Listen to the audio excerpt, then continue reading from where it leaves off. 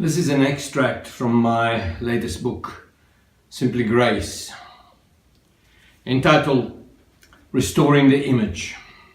What if what you've always heard about God was not entirely accurate? What if what you've been told about Christianity was not completely true? What if you formed your opinion about God based on a set of information driven by someone else's agenda? What if you were able to clear away the static and tune into God's heart directly? What if you could see His image without any distortion produced by the media, public opinion, or religious bigotry? What if it was possible to know God as He really is? I have been communicating on social media over the last few days with a person that identifies himself as heretic. Yes, that's the name he uses. And signs off with the word cancer. Charming. I don't usually entertain any sort of argumentation with people over a computer screen, but this guy was so misinformed and vitriolic that I had to respond.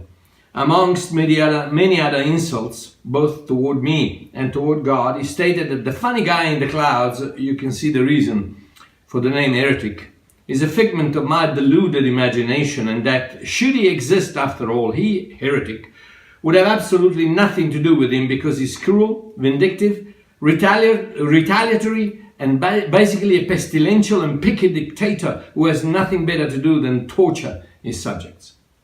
Yes, states the heretic, this divinity of yours puts tumors in babies' brains, causes devastating tsunamis, storms and earthquakes, whips the disagreeing into submission, punishes sinners with hellfire, makes people sick for the twisted pleasure of watching them beg, and in essence contemplates creation destroying itself while sadistically sipping ambrosia, lying on a couch behind heavy-drawn, soundproof curtains in the sky. Horrendous, you say? Yes, more than that. But have you ever asked yourself who or what has been the cause of such a case of mistaken identity? The source of such a distorted view of the Creator? The mother who gave birth to this erroneous and evil credence? The cradle in which such a monstrosity developed? The vial that sheltered the breeding of this deadly virus? Religion. The same spirit that crucified Jesus, stoned Stephen, and almost killed Paul. The same spirit that permeates the letter of the law. The one that murders, either physically or morally, anyone who doesn't agree with it. The backbone of superstition, the muscle of intolerance, the face of hypocrisy, the heart of ignorance, the pulse of pride, the pillar of bigotry, the fuel of fanaticism, the alter ego of narrow-mindedness, the fermenting vat of all forms of hatred.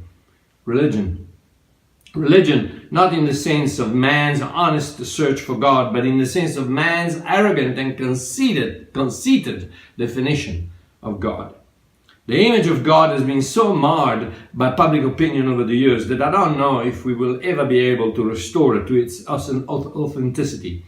We have told our children that God was lonely, and that's why He took their mother. We justify the insurgence of a terminal illness with the phrase, God wanted you closer to Him. We make saints of those who hurt, bleed, and ultimately die in the name of God. We witness daily all over the media that God desires His followers to strap themselves with explosives and blow up innocent bystanders in cafeterias and bus stops. We pontificate to the grieving parents that the car accident was because God wanted to teach a lesson to the young man who kept on driving too fast. Insurance companies declare to their clientele that tornadoes, hurricanes, earthquakes, and the like are to be called acts of God. We broadcast in our news bulletins that God was the motivation behind the psychopath's attack. We assure the world that any form of entertainment, however legitimate it be, will be met with a sure, mean, and painful retaliation by a killjoy God who knows nothing about laughter and who hates anyone that shows up with a smile on his or her face. We preach that God will make the sinner pay for his sin and torture the disobedient in hellfire. And then we wonder why God is so not liked. That's why, sadly, the way heretic described God to me is the way the majority of the world sees Him. Tyrannical, despotic, sadistic, harsh, vindictive, and unconcerned. And then we have the other side of the scale. God's inconsequentiality. If we can't depict Him as bad, then we paint Him as useless. What is the good of a divinity that can do nothing to change the maladies of this world? Why do I have to engage with a God who was born 2,000 years ago and has no idea about laptops, flavored coffee, hybrid cars, cell phones, cyberspace, and MTV? What use do I have for spirituality when teachers at my school swear to the evolutionary process of mankind and ridicule my faith? What do I do with the concept of divinity that most label as myth, fantasy, or fable? Yes, God doesn't exist, and if He did, He would be totally dispensable, futile, and insignificant. What a lie, what a terrible, sad, pathetic, evil lie. So, on the one hand, we have those who do not believe because they do not know Him, while on the other hand, we have those who do not believe because they think they know Him and they don't like Him. Over 2,000 years ago, the Son of God spoke 10 words that will echo through the halls of the heavenly courts of justice for eternal ages to come. Father, forgive them, for they don't know what they do. Oh, how mercifully, all-knowing, forgiving, and gracious our Lord.